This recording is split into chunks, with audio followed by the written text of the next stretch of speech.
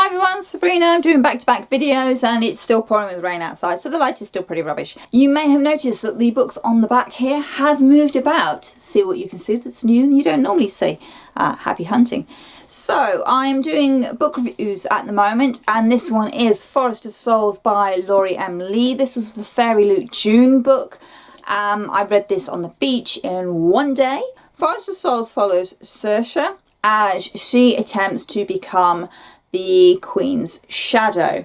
Unfortunately, things don't quite go to plan, and she finds herself actually being the enemy of the Queen. But it's not as simple as that. The Forest of Souls is this wood where the souls have been trapped from some event in the past, and the forest is growing.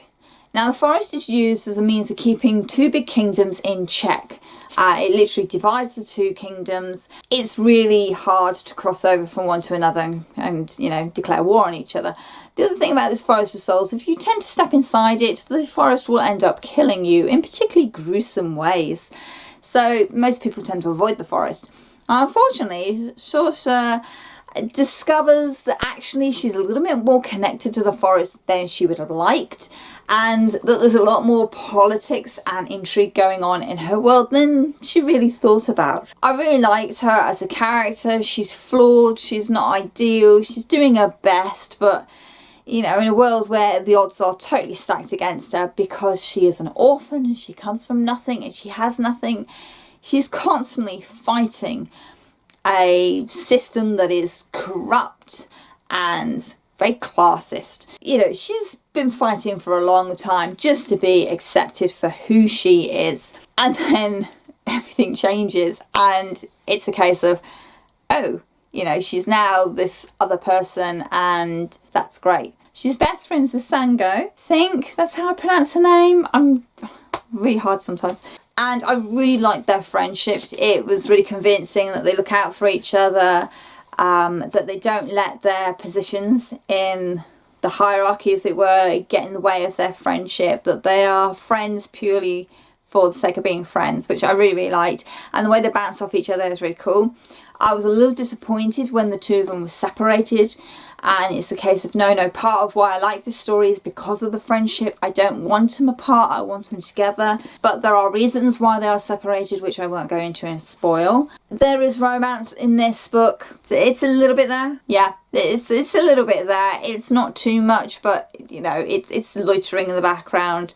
There's certainly enemies to friends going on in here, which, you know, it's done all right. It's not huge or anything like that, but it's there. There's a lot of magic going on in this world, and I wasn't quite sure how it all worked, but certainly magic in this world comes with a price, because doesn't it always? The biggest bugbear I have is there's no map in this book, and because it takes place in lots of different places, a map would have been really handy just to get my head around the layout of this land. And I like maps. I like maps in fantasy stories. I'm sorry. Can we have a map for the paperback edition, please? Because that'd be really handy. But yeah, Forest of the Souls. It's nothing huge. It is a fun ride. Like I said, I read it in one go and I enjoyed myself reading it. I liked the two lead characters. I was intrigued with what was going on. I was a bit gutted to get to the last page and be told that was the end of book one. I would kind of like some more standalone stories, and this is obviously not it. I thought it was going to be at one point, but then things evolved and evolved, and it's like, oh dear, yes, we're going to continue in another book. It's a good book. I think it's certainly a book I would have picked up for the cover alone and the premise, but I don't think I would have actively gone out of my way to go and pick this book up. It's not doing anything, for me anyway, that I thought was different. But I did enjoy it. I enjoyed the world building, I enjoyed the world I found myself in, and I did like the magical elements to it. So I will probably give the second book a go and see how I get on. But I know a lot of people are going to find this book a little flat, which is a shame because I think it's quite a nice book. I think it's a nice story, and I do like the friendship an awful lot. There's a lot to like there, and I'm intrigued to see where it goes in the sequel. So, Forest of Souls, have you read it? No spoilers, but leave your thoughts down below, please. And the description box, you can find me on Goodreads, Twitter and Instagram if you want to go into more detailed conversations. Do bear in mind though that I tend to forget books very, very quickly, so you might have to remind me. You'll also find down there a link to my book blog, which I am trying to do more reviews on, but I haven't got there yet, but it's happening. I promise it will go there. There'll be a glut of reviews going up.